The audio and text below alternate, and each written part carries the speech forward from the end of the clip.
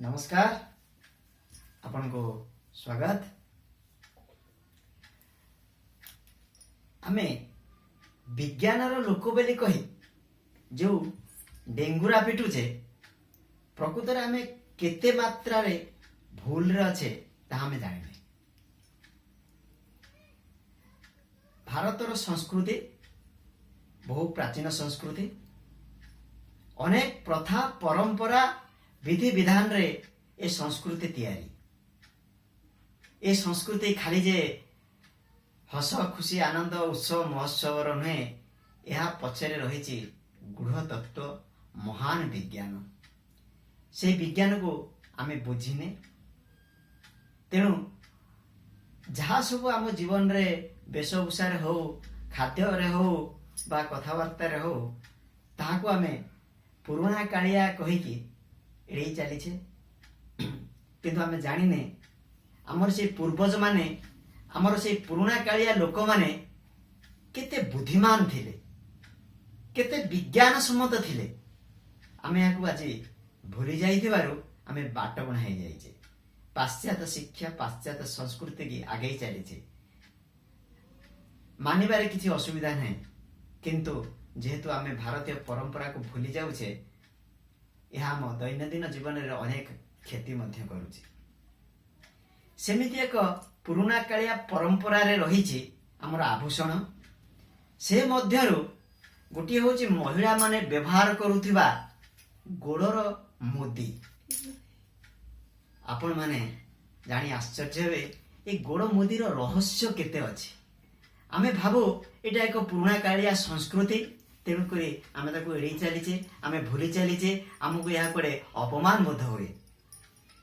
तेणुक यही छोटिया मुदी रे मध्य रही गोटे बड़ विज्ञान। तब से विज्ञान टी कौन? साधारणतः महिला मैंने आपण मैंने देखिथिबे पादर द्वितीय आंगुठी रे मुदी पिंधिबा।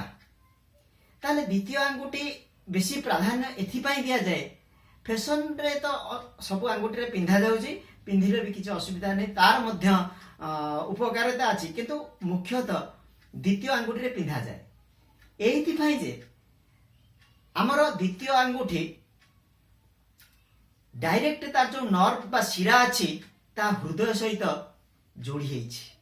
आ महिला मानकर हृदय सहित गर्भाशय रे मध्य संयोग करूछि। जदि आमे से द्वितीय आंगुठी रे मुद्रिका बा मुदी पिंधुचे, तेरे ताहा विभिन्न कार्य रे चाली रे प्रभाव पड़े, से मुदी प्रभाव पड़े, से मुदी किछि मात्रा रे चापी हुए, जहाँ फल कि आम से द्वितीय आंगुठी रो प्रभाव पड़े। से जो नर्व आमर शिरा प्रशिरा बा जो हार्ट को लगी बा जो गर्भाशय को ओभारी रे जॉइंट हेछि ता मध्य ता पर प्रभाव पड़े।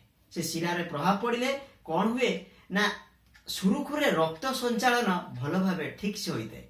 आम हार्ट सफिशिएंट रक्त पाई थाए, जहाँ फल कि ऑक्सीजन मध्य पाई थाए। महिला मानकर जेहेतु से शिराटी ओभारी सहित बा गर्भाशय सहित संयुक्त बा जड़ित अच्छी, तेणुकरी गर्भाशय को मध्य रक्त संचालन भल भावे होता है, जहाँ फल कि कौन सी महिला ऋतुस्राव जनित समस्या रे पीड़ित हेउनथिले प्राचीन महिला माने। जदि जो महिला माने आजिकल यही समस्या रे सम्मुखीन होचंती, यदि एई छोटिया विज्ञानटी को ग्रहण करिदेबे ना, तेबे समस्या निश्चित दूर हो। आमे आधुनिक आधुनिक कही कि ए प्रथा को एड़े चलछे।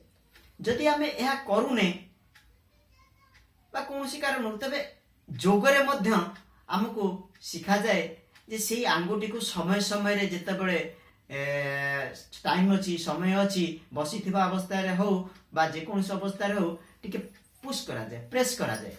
बसी थिबे किछि काम धंदा नथिबो, जहा करूछंती गपंतु टीवी देखंतु, से आंगुठा को टिके टिके पुश करिवे। एंते आंगुठी पादर द्वितीय आंगुठी एमते पुश करिवे, टिके आगु को टिके पछु को एभଳି मध्य करिवे, जहा फल कि से शिरा परे मध्य प्रशिरा परे शिरा परे नर्व परे प्रभाव पड़िबो, जहा फल रक्त संचालन सुरक्षित रहबो।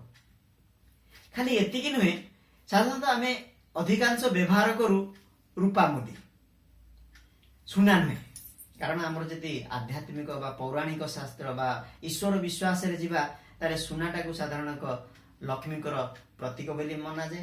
ତେଣୁକରି ଲକ୍ଷ୍ମୀଙ୍କୁ ଅଣ୍ଟା ତଳକୁ ଆଉ ପରିଧାନ ବା ପିନ୍ଧା ଯାଏନି। ତେଣୁକରି ସୁନାକୁ ଅଣ୍ଟା ତଳ ଯାଏ ଆଉ ପିନ୍ଧା ଯାଏନି, ଯାହା ପିନ୍ଧାଯାଏ ଅଣ୍ଟା ଉପରକୁ। କିନ୍ତୁ ରୂପା ଏଥିପାଇଁ ପିନ୍ଧାଯାଏ, ଆହୁରି ମଧ୍ୟ ତାର କାରଣ ଅଛି ଯେ ରୂପାର ବିଦ୍ୟୁତ ପ୍ରତିଶୋଷଣ ବା ବିଦ୍ୟୁତ ଟାଣିବାର ଶକ୍ତି ବେଶୀ।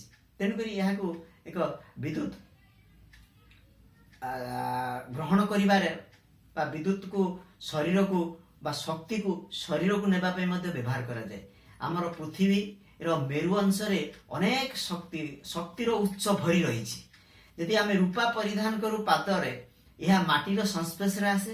ମାଟି ସହିତ ଆସିବା ଦ୍ୱାରା ପୃଥିବୀର ମେରୁ ଅଞ୍ଚଳରୁ ଶକ୍ତିକୁ ସେ ଟାଣିକିରି ଆମ ଶରୀର ସାରା ବିସ୍ତାରିତ ମଧ୍ୟ କରିଥାଏ। ଏହା ହେଉଛି ଗୋଟେ ବଡ଼ ବିଜ୍ଞାନ ଆମ